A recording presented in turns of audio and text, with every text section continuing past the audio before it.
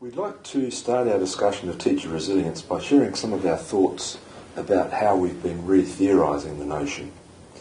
We began our re-examination of the concept by revisiting conventional views of resilience that are mostly based on the child development work of Emmy Werner and Bonnie Bernard, Anne Maston, Norman Garmezy and of course Professor Sir Michael Rutter. But from the beginning of our re-theorising, we were worried by a number of problems within the resilience field. For example, we noticed a lack of clarity and precision about what resilience is, whether it's a process of coping or whether it's an outcome or both. Certainly within the literature, the concept has been appropriated and misused by many interest groups.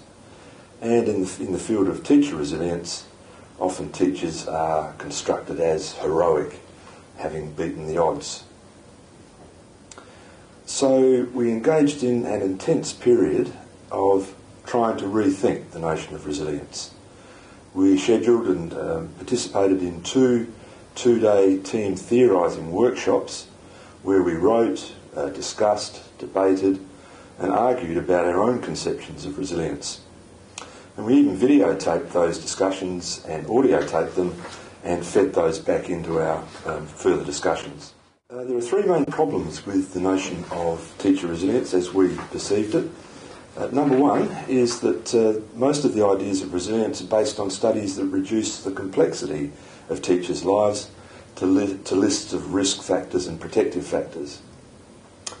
Secondly, most rely on individualised explanations of teachers' problems and of course how to address them. So there's a strong tendency to psychologise and pathologise teachers' problems. And finally, they're based on value-laden assumptions about what constitutes positive and negative outcomes in teachers' lives. That is, what's good for them and what's bad for them. And these assumptions are very rarely acknowledged or indeed challenged. So let's go back to each of these criticisms and unpack them a little. We've identified the tendency to focus on bundles of risk factors and protective factors. We've critiqued this while offering a more complex view of resilience as a process of change and adaptation over time.